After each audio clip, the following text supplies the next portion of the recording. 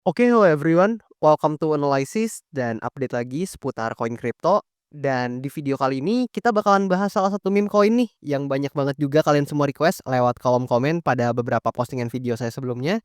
Dan seperti yang kalian lihat, nggak lain nggak bukan meme koinnya sendiri adalah Floki nih, teman-teman. Dan per video ini saya record di tanggal 20 Juli ya, tahun 2025. Floki ini udah menempati posisi ke-74 dari segi market cap atau kapitalisasi pasarnya. Dan memang kalau kita lihat dari market cap-nya juga, Floki ini adalah salah satu dari, beberapa meme coin yang memang sudah mencapai billion of dollar market cap ya, tepatnya di sekitaran 1,31 billion of dollar gitu untuk market cap-nya sendiri. Dan which is itu cukup besar ya memang untuk market cap suatu meme coin gitu ya. Karena memang nggak banyak nih meme coin yang bisa sampai ke market cap sampai billion of dollar gitu. Dan untuk price atau harganya sendiri, kalian bisa lihat sendiri untuk harganya per token kira-kira di seginilah teman-teman. Kalian bisa lihat lah ya di sini gitu ya untuk price-nya atau harganya.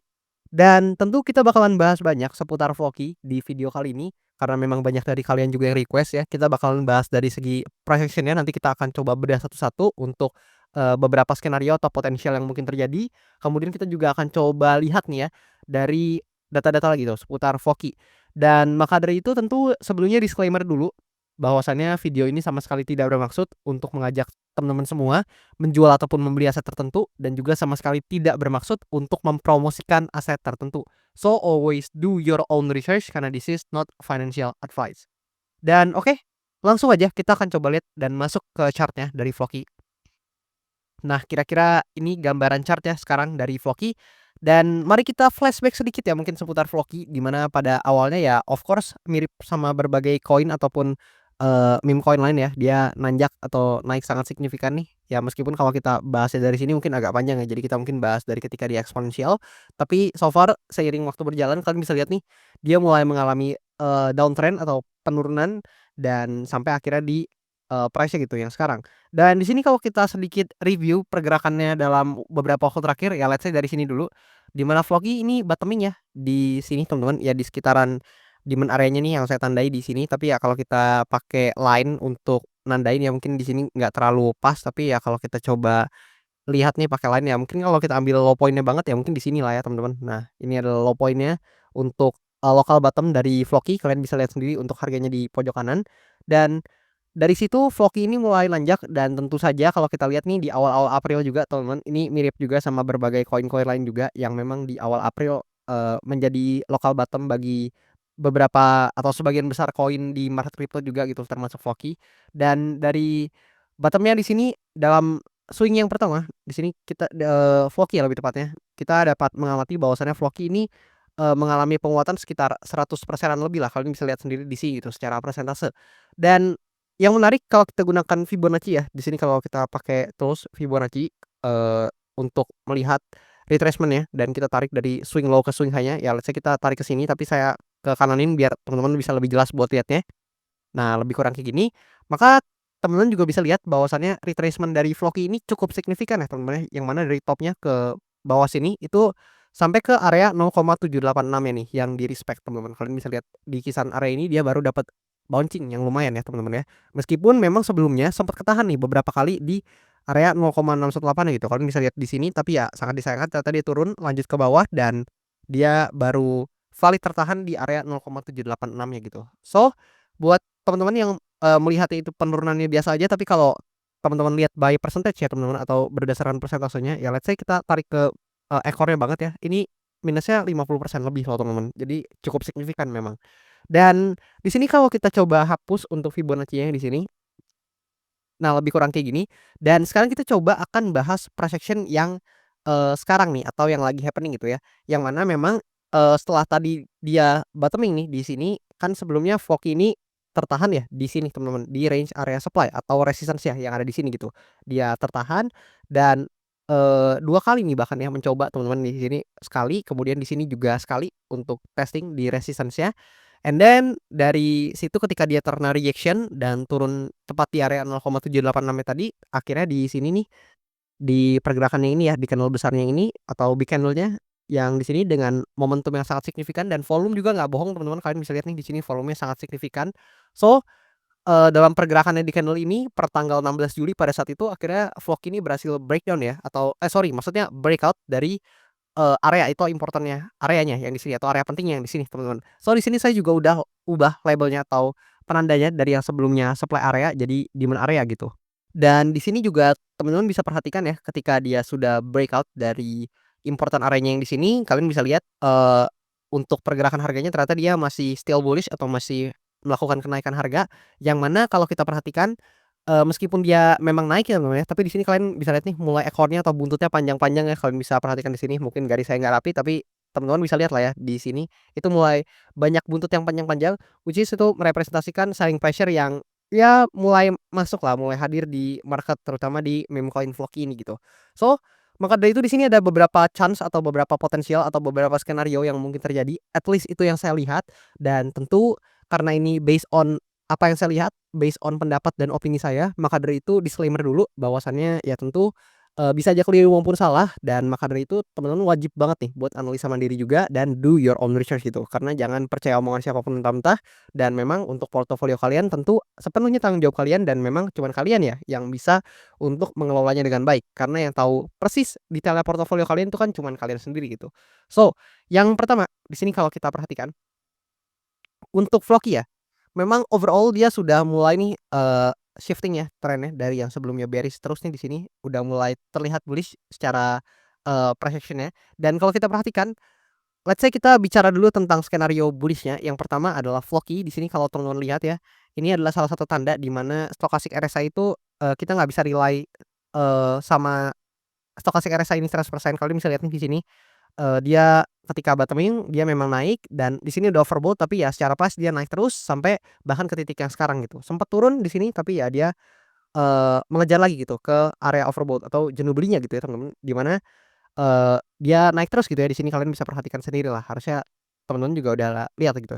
So, di sini kalau kita perhatikan, let's say kita bicara tentang skenario bullish-nya tadi. Nah, di sini kalau kita gunakan bantuan Fibonacci lagi dan kita tarik dari sini ke bawah, teman-teman. Nah, lebih kurang kayak gini, maka kita bisa mendapati atau kita bisa melihat ya area 1,618-nya, which is itu juga area golden ratio dari Fibonacci-nya, kalian bisa perhatikan di bagian sini. Nah, lebih kurang kayak gitu, dan di area 1,618 ini ternyata juga beririsan nih dengan supply area atau resistance-nya yang ada di pojok sini, teman-teman, atau ya kalian bisa lihat lah ya untuk price-nya di pojok kanan sini gitu ya. Dan supply area ini juga saya udah tandai sejak cukup lama, bahkan beberapa bulan lalu ketika saya bahas Floki ini udah saya tandai sejak cukup lama. So, memang area supply ini atau teman-teman bisa perhatikan lah ya di sini.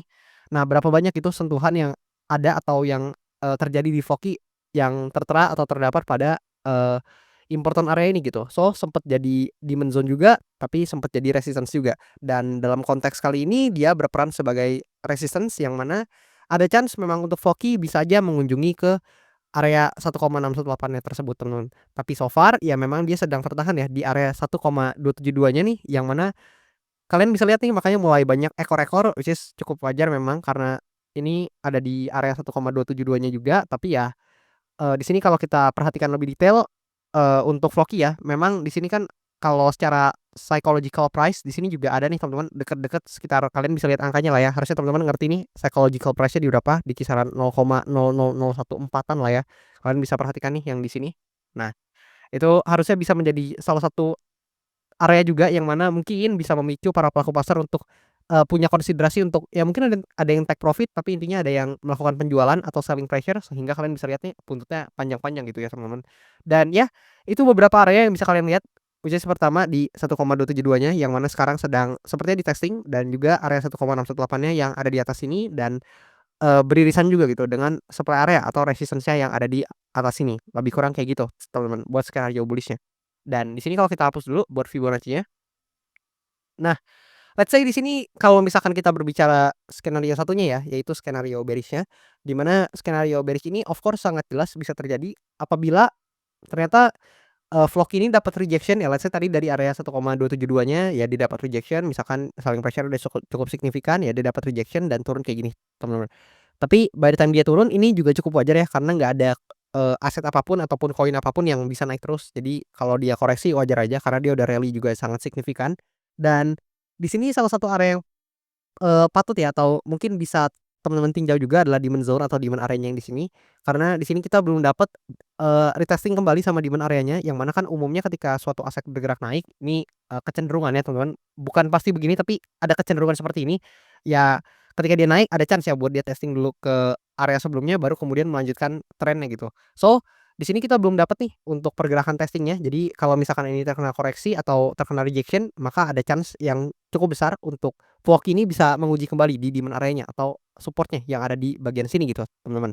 Dan di sini juga kalau kita perhatikan, beririsan dengan demand area di sini juga terdapat fair value gap atau imbalance yang cukup besar ya di candle-nya ini karena ini candle yang sangat impulsif, so ada fair value gap yang sangat besar nih. Nah, kayak gini lebih kurang kalau kita coba presisikan kayak gini. So di sini ada area imbalance atau, inefisiensi lah ya disebutnya atau fair value gap yang bisa kalian tinjau juga dan ternyata ini juga beririsan gitu dengan demand area ini. So mungkin, area tersebut yang mungkin teman-teman bisa pantau atau bisa teman-teman perhatikan apabila mungkin kalian menjumpai nantinya untuk rejection atau koreksi dari meme coin Floki ini. Lebih kurang kayak gitu teman-teman ya. Dan di sini kalau kita coba lihat datanya, let's say kita coba lihat dari CoinGlass nih buat data dari Floki. Nah, ini adalah data dari CoinGlass ya, yang mana secara derivatif kita bisa lihat dalam beberapa waktu terakhir sangat disayangkan secara volume ini mengalami pelemahan sekitar 48%-an dan open interest-nya memang ada penguatan ya sedikit sekitar 6,75% gitu. Dan kemudian dalam 24 jam terakhir ada sekitar $253.000 yang terlikuidasi di Floki ini dan memang secara overall ini cukup, seimbang ya long dan short-nya meskipun memang sekarang masih didominasi oleh long position yang terlikuidasi tapi ya cukup seimbang sebenarnya nggak jauh beda untuk value yang terlikuidasi di kedua position tersebut, dan ini bisa terjadi karena memang kalau kalian perhatikan nih, nah di sini kalian bisa lihat ya, ini kebanyakan teman-teman candle-candle-nya tuh ekornya atas bawah gitu ya teman-teman ya, dan candle-candle seperti ini yang mungkin, quote on quote ya, seringkali membuat banyak para pelaku pasar yang greedy mungkin atau yang pakai leverage tidak terkontrol gitu. Kalian bisa lihat nih ya, ekornya atas bawah gitu. Jadi ya sangat-sangat memungkinkan untuk orang-orang atau para pelaku pasar yang saya sebutkan tadi itu terkena margin call gitu atau terkena liquidation ketika menjumpai pergerakan atau persisten harga yang seperti ini gitu. Lebih kurang kayak gitulah ya, dan harusnya teman-teman juga bisa nangkep lah. Dan di sini kalau kita lihat buy analytic-nya buat, Floki, teman-teman bisa lihat bahwasannya ya mungkin kalau di bulan, April, Mei, dan Juni atau di kuartal 2 sebelumnya ini mirip-mirip juga sama meme coin lain, ini return-nya juga masih positif buat Floki. Meskipun memang, kalau mungkin teman-teman sadar ya return-nya mungkin tidak sebesar, meme coin lain gitu ya seperti Mooding, Fartcoin, dan lain-lain yang mungkin lebih bersinar gitu di kuartal 2 sebelumnya. Tapi di kuartal 3 kali ini, kita bisa lihat ya Floki jadi salah satu meme coin yang cukup bersinar, di mana return-nya di bulan Juli ini aja atau, per 20 Juli inilah ya, kita nggak bisa, berbicara banyak karena kan bulan Juli ini belum closing, tapi per tanggal 20 Juli ini, kita bisa lihat ya, Floki ini menjadi salah satu meme coin yang return-nya cukup bersinar loh teman-teman, di mana per video ini saya record di angka 85,4% secara rata-rata atau secara average-nya gitu. So gimana menurut kalian? Apakah menurut teman-teman di akhir Juli nanti ini masih bisa lanjut naik lagi atau justru menurut kalian kayaknya bakalan stop naik dan mungkin bakalan koreksi dulu gitu? Ya boleh kasih pendapat kalian atau pendapat teman-teman semua di kolom komentar di bawah, siapa tahu kita bisa diskusi bareng juga gitu ya. Dan ya seperti biasa juga buat teman-teman nih yang mau request analisa koin, feel free kalian bisa langsung request aja lewat kolom komen di bawah dan bakalan saya usahain baca satu-satu, bakalan saya liatin satu-satu dan ya seperti biasa juga nih kayak vlog ini juga yang paling banyak request-nya saya lihat, saya baca dan kalau misalkan memang temen-temen tertarik sama mungkin suatu koin tertentu, suatu token tertentu, atau mungkin temen-temen juga tertarik buat dibahas seputar makroekonomi atau topik-topik lainnya, jangan malu-malu kalian bisa request. Yang paling banyak request-annya bakalan saya usahain buat update dan bahas cepatnya. Dan maybe itu aja buat video kali ini. Thank you dan sampai jumpa di video-video selanjutnya.